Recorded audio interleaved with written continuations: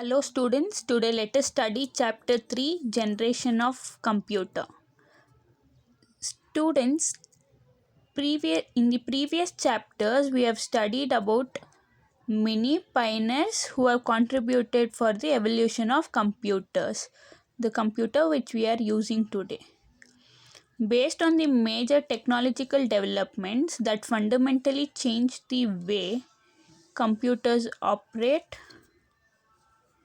development of computer is categorized into 5 generations. So based on the technologies used and what are the operations and development, they have categorized into 5 generations. So how many generations are there of computers? You have to answer it as 5 generations.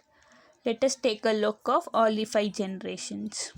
First generation, in the year 1940 to 1956, they used the vacuum tubes technology. Let us see what are their features.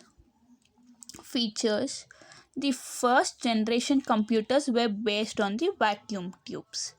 Machine language was used to perform operations. So in this first generation, machine languages, that is, the machine languages mean zeros and ones. Only machine language was used to perform any operations in this first generation computer. Magnetic drums were used for memory. So now we are not using any of these magnetic drums. These magnetic drums were used for the memory purpose in the first generation. Input was based on the punched cards and paper tape. So the input which now we are giving from the keyboard, right? Keyboard or mouse. Previously in the first generation they were giving based on the punched cards and the paper tape. Output was displayed on printouts. So now you can see on the screen itself on the monitor, or you can take printout also, but before in the first generation they used to see the display only on the printouts. What are the disadvantages?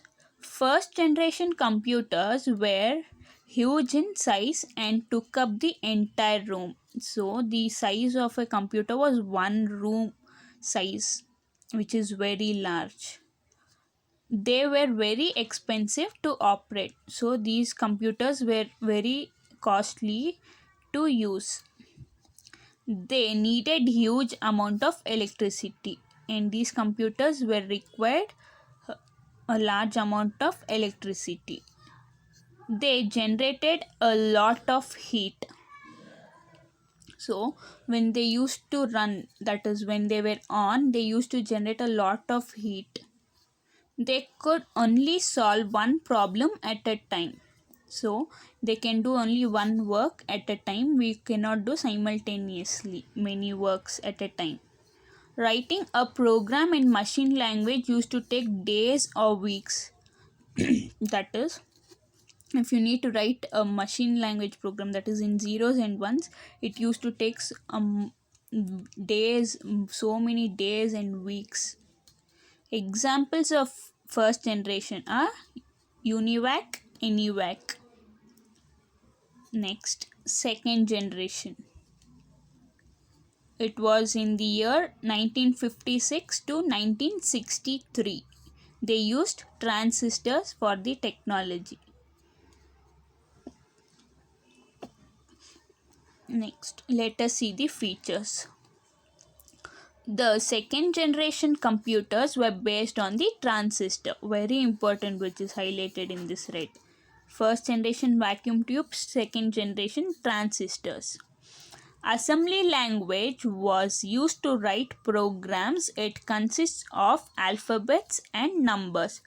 So in this second generation they used to write program in assembly level language. Assembly level language consists of numbers and alphabets. Programs were stored in a memory. Magnetic tapes were used for memory, same as in the first generation they used magnetic drums. Here they used magnetic tapes for memory. They were smaller, cheaper, faster, and more energy efficient than first generation computers. Compared to first generation, they were smaller in size and even cheaper, and also used to work fast. Example, IBM IBM 1401 Atlas Mark III. Next, third generation in the year 1964 to 1971. They used integrated circuits, that is ICs.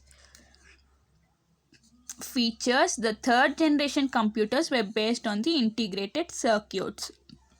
Thousands of transistors were placed on a silicon chip called IC chips.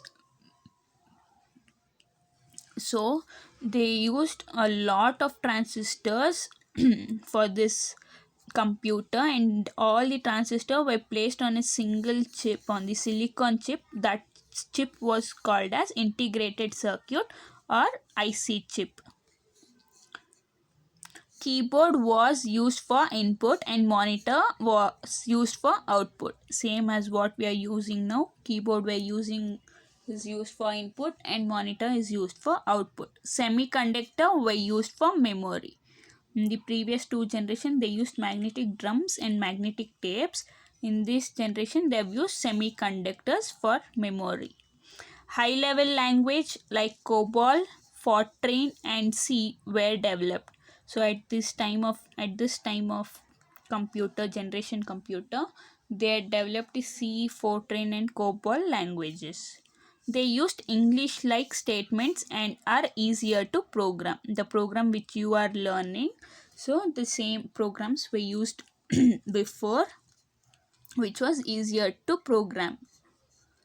OS, operating system, was introduced to control and run multiple programs together. To run multiple programs together, that is simultaneously, OS was introduced, that is operating system.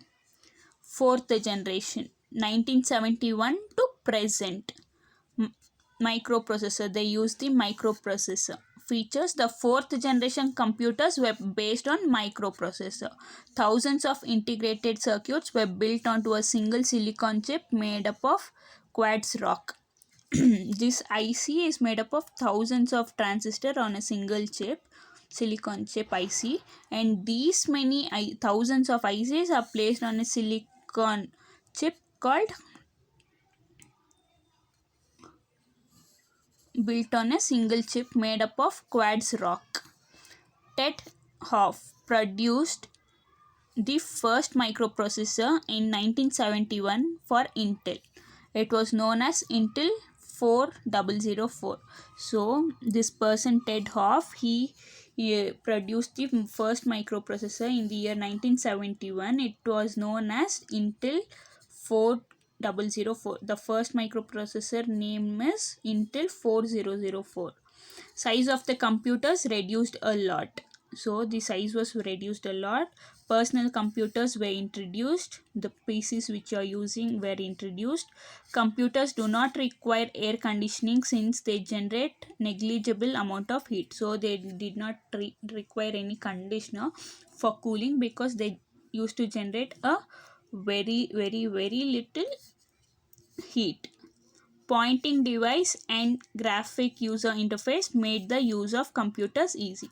So the pointing device like mouse and other things and GUI are made to use of computers more easy. Example: Apple Macintosh, IBM PC. So all of us which we are using in our day-to-day life is our fourth generation computers. Next, fifth generation, at present what we are using to until the beyond artificial intelligence feature. The fifth generation computers are based on artificial intelligence. They can perform voice recognition and can respond to natural language. So these computers can recognize the voice, that is when the like your Google voice, so they can recognize the voice and they can respond in the natural language, that is English or Tamil, in whichever languages you choose, you speak, they recognize and speak to you in the same language. They are capable of learning and logical reasoning, so they can learn easily and they can learn all the logical reasoning. They can respond to surrounding using sensor, so they can respond using the sensors. They can solve complex problem with decision making, so they can solve any difficult problems using decision making. They may use molecular and nanotechnology, so they use molecular and nanotechnology. Important example is Topio, that is Torzy ping pong playing robot, is the humanoid robot designed in 2007 to play table tennis against a human. IBM Watson is a question answering computer capable of answering questions posed in natural language. Thank you, students.